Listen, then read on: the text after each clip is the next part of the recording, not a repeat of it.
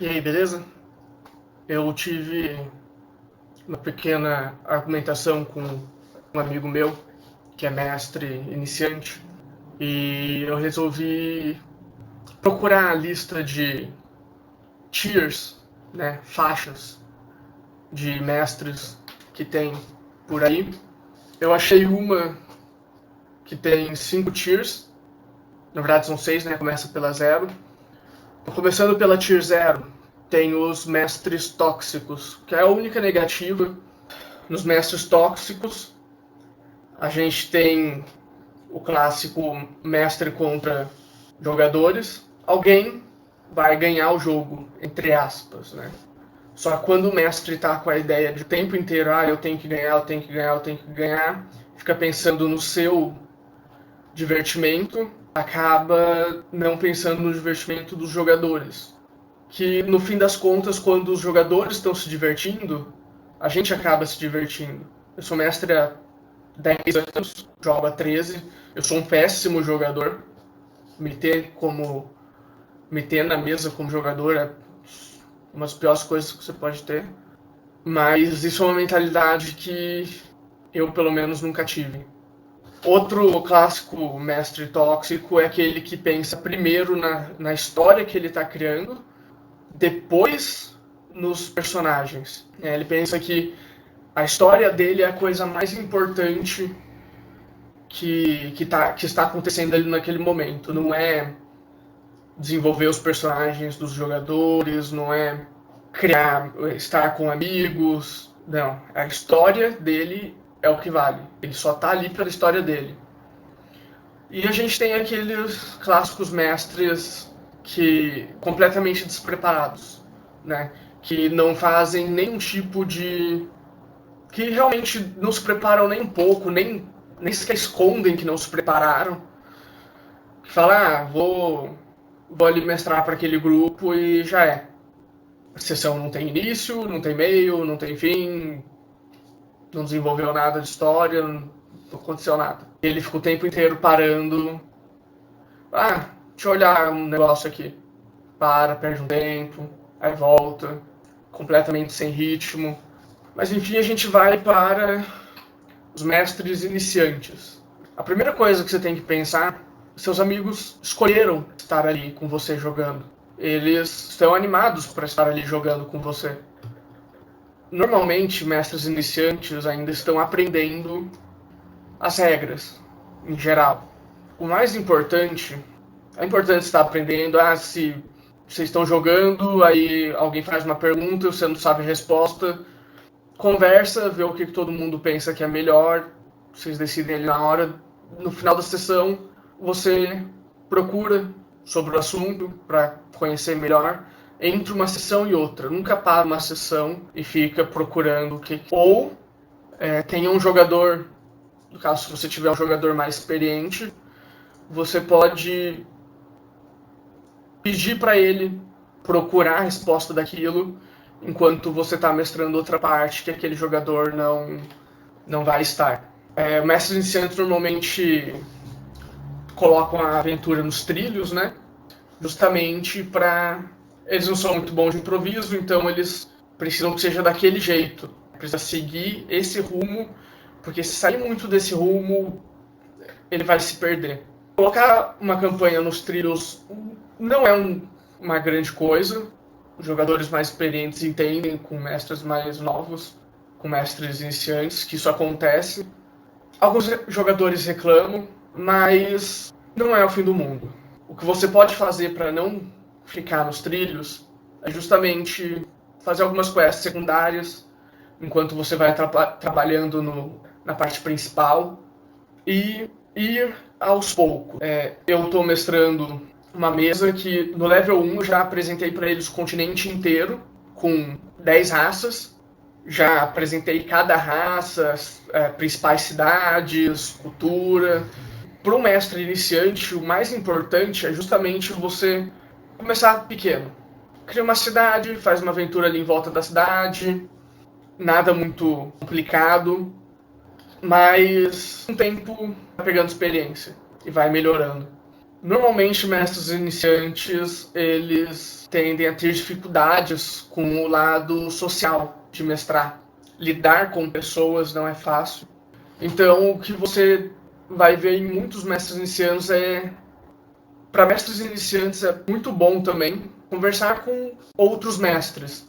Eu estava numa mesa, então eu passei para ele aquilo que eu conseguia, mas o meu jeito de mestrar claramente não era o jeito dele mestrar. Então acabou tendo uma divergência aí.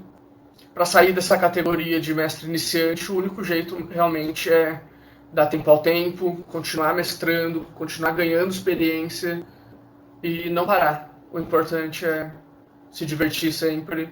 Depois dos mestres iniciantes, a gente vai ter os mestres que a maior parte do tempo está mestrando, mais mestre do que joga. A maior parte dos mestres caem justamente nessa categoria, onde eles já estão mais confortáveis, né, atrás do escudo do mestre. Eles conseguem fazer decisões de regras no estalar de dedos. O jogador vem, eu posso fazer isso? O mestre não lembra de nenhuma regra que fale sobre aquilo, ele decide na hora. Rápido, fácil. Eles sabem como balancear encontros. A gente vê os próprios desenvolvedores do D&D, eles dizem que o sistema de CR do Livro dos Monstros, ele é mais um guia, mas ele não deve ser seguido muito à risca. Justamente porque chega uma hora que você tem 5 jogadores e um monstro, que se esse monstro matar um jogador, os outros 4 já estão praticamente mortos. Os 5 jogadores juntos se equiparavam a um monstro. Eles conseguem lidar bastante com PC, Player Character, né, personagem de jogador, PJ em português, e justamente sem precisar colocar eles nos trilhos. Às vezes é difícil, está indo tudo bem na sessão, a mesa aceitou a missão, aí para escoltar um druida. Aí 2 desses jogadores da mesa decidem que não é justo só vocês lutarem. O mais justo seria o druida ajudar de alguma forma. O druida explica que ele não pode ajudar no momento porque ele tem que guardar os poderes dele para depois, mas os jogadores não querem saber, então os jogadores decidiram parar a sessão. Aí você tem que colocar no trilho um pouco, tentar forçar um pouco a andar de novo a sessão. A história que eu acabei de contar é real, tá? Ela aconteceu numa das mesas que eu estava. Os mestres full-time, eles tendem a dar mais atenção ao background dos jogadores, principalmente porque os mestres iniciantes, eles tendem a focar um pouco mais na história, eles ainda não têm uma experiência o suficiente para colocar os backgrounds no meio da história que ele está contando. Isso não significa que ele é um mestre tóxico, só que ele não tem experiência suficiente para isso ainda. Então os mestres full-time, eles tendem a prestar mais atenção nisso. Às vezes eles ainda encontram alguns buracos no meio do caminho, principalmente quando eles tendem a ficar muito presos ao CR, ao nível de desafio da criatura, por exemplo. Não prestam atenção na economia de ação. Eu vou fazer outro vídeo depois sobre isso, que é justamente, mesmo que a criatura vá primeiro, se você tiver 5 jogadores, sua criatura vai ter uma rodada, depois vão ser 5 rodadas dos jogadores, até você ter mais uma rodada. Então a economia de ação é justamente você ter o seu boss, aí você vai ter 2, 3 jogadores, dependendo da iniciativa, aí você tem outras criaturas mais fracas, né, os minions acompanhando o seu boss, para você poder ter mais ações durante o combate. Eles criam, às vezes, eu sou ocupado disso, DMPC, que é personagens do mestre, super poderosos, né, em desequilíbrio. Outro principal problema que eu também sou ocupado um pouco, esse tipo de mestre, muitas vezes ele fala simplesmente não. Em vez de falar não, mas, e continuar a ação, em vez de não e parar a ação por ali. Uma coisa que é você fazer uma coisa e um erro. que é justamente você vai pegar uma coisa que você achou que foi mal nessa sessão e melhorá-la para a próxima sessão, para aquela coisa ficar mais redondinha, fluir melhor. E se você tiver algum grande erro, você pode justamente pegar esse erro e trabalha nele para que ele não aconteça de novo. Com isso a gente vai para a terceira categoria de mestres veteranos, que são mais confortáveis ainda atrás do escudo, ganham algumas habilidades, digamos assim, com o passar do tempo, com o ganhar de experiência, eles começam a focar menos na história, porque eles já estão mais acostumados com aquilo e começam a focar em outras áreas, né? E eles tendem a focar mais nos personagens dos jogadores, nos PJs. Justamente que eles já têm mais experiência, né? Então eles já conseguem incorporar mais os personagens na história. Eles consideram mais o arco de cada personagem de jogador, que se encaixa na história, que faz sentido com a história, conseguem fazer com que o arco seja sobre o jogador e não sobre a história que o mestre tem na cabeça, que o mestre quer contar. Ele procura meios de introduzir NPCs do background do jogador, que faça sentido com a história, que possa voltar no futuro. Normalmente ele move a história até os personagens do grupo. E não obriga os personagens do grupo a irem até a história. Uma mesa que eu joguei, os jogadores, eles queriam... A gente tinha uma missão, a gente tinha um objetivo final e a gente queria ir para esse objetivo. O mestre, ele simplesmente jogou a gente no meio da história dele. Era um mestre iniciante, assim, então ele não tem culpa, ele não tinha experiência. Em vez dele fazer fluir as coisas naturalmente, deixar a gente ir na direção que a gente queria e colocar os pontos que ele queria no meio do caminho, ele já meio que obrigou a gente a ir direto para a história, colocando a gente no trilho que ele queria. Normalmente, mestres veteranos eles já conseguem ler melhor a mesa, porque eles não precisam estar o tempo inteiro lendo o que está na frente deles, ele consegue manter a cabeça erguida e observar mais os jogadores, fazendo a linguagem corporal deles, ver no que eles reagem, ver em que tom cada jogador está. Por terem mais essa habilidade com o lado social, eles conseguem puxar um jogador de lado, se necessário, para ter uma conversar coisas que podem não estar indo bem, para pedir uma ajuda de um jogador mais experiente para controlar. Eles conseguem balancear tudo isso. O importante também é no início da mesa você ter as expectativas colocadas na mesa. Todo mundo tem que saber qual que é a expectativa de todo mundo na mesa. Se a sua expectativa é jogar um jogo de mais ação, por exemplo, do outro jogador é uma aventura mais diplomática, do outro jogador é uma aventura de guerra. Então é importante ter a expectativa de cada um nesse sentido. Normalmente, mestres veteranos, eles trabalham mais nas suas criações, né? Eles costumam ler, assistir, consumir conteúdo para aprimorar. E isso é muito importante, isso vai voltar. Próxima categoria, eu posso colocar isso? Talvez. A gente vai ver. Mas eles estão sempre aprimorando o trabalho deles, que é muito importante. Quarta classificação seriam os grandes mestres, né? Eles já aprimoraram passo que uma campanha deve seguir, que a história deve seguir, acelerando, desacelerando. É como andar de bicicleta. Primeiro você aprende a andar com rodinha, depois você aprende a andar sem as rodinhas, aí você aprende a andar sem as mãos, e depois você aprende a andar, a fazer curva sem as mãos. Então é esse passado natural das coisas que os grandes mestres já aprenderam. Com experiência, os níveis anteriores não tinham.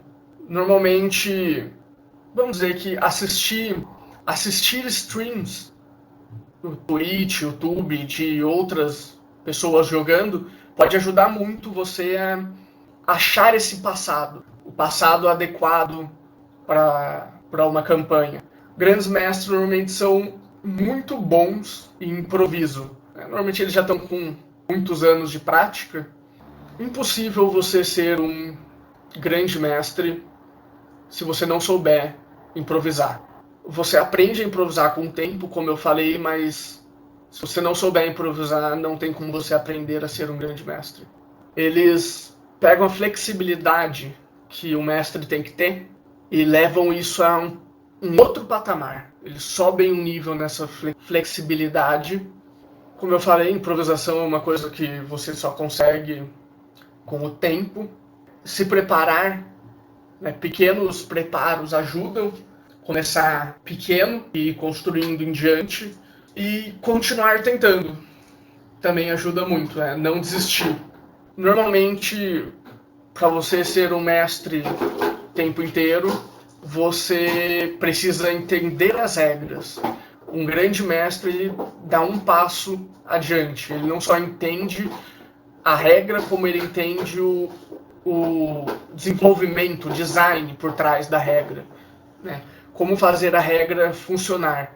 Por exemplo, o jogador casta um spell, ele fala que o spell dá dano no início, quando ele casta, e no início de cada rodada da criatura. Normalmente, com experiência, você descobre que não é assim que acontece, né? Normalmente, se a magia dá dano antes do alvo, antes dele poder fazer um teste de resistência, a magia não dá dano quando ela é castada. Se ela dá dano quando ela é castada, o alvo tem chance de fazer o teste de resistência antes de ela dar um dano uma segunda vez. Isso não é regra, né? Normalmente é assim, mas não é regra.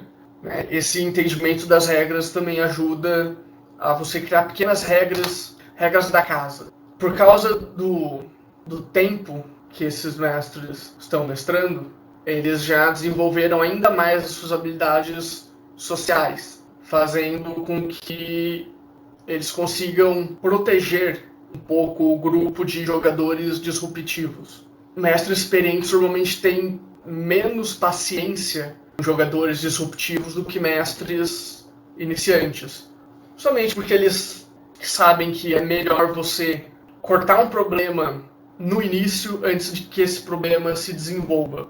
A gente, na mesa que eu estou mestrando, a gente tinha um jogador que ele era disruptivo, ninguém gostava dele. Então eu sugeri para a mesa para a gente tirar aquele jogador da mesa. Um outro jogador falou que se fosse a vontade da maioria ele apoiava. Aí eu meio que tive que conversar com todo mundo. Mas a gente acabou tirando ele da mesa porque várias pessoas já tinham saído da mesa por causa dele, inclusive eu. Eu saí dessa mesa e voltei. Outra coisa que grandes mestres conseguem fazer é ler os outros com mais facilidade durante o jogo. Eles conseguem puxar no privado, no WhatsApp, guiar essa pessoa, pelo menos na mesa, para que não ocorra problemas. Né? Eles conseguem dar críticas construtivas para cada jogador separadamente, individualmente também, ou em grupo, se necessário. E uma coisa que eu consigo fazer, mas é muito difícil, pelo menos eu acho que eu consigo fazer, que é quebrar a quarta parede. A quinta classificação não faz muito sentido eu colocar aqui. Eles dão tudo de si na mesa, são mestres em criar histórias, em storytelling. Eles consomem muitas histórias. Eu falei que eu ia trazer uma frase nos mestres veteranos, eu acabei esquecendo, eu coloco ela aqui.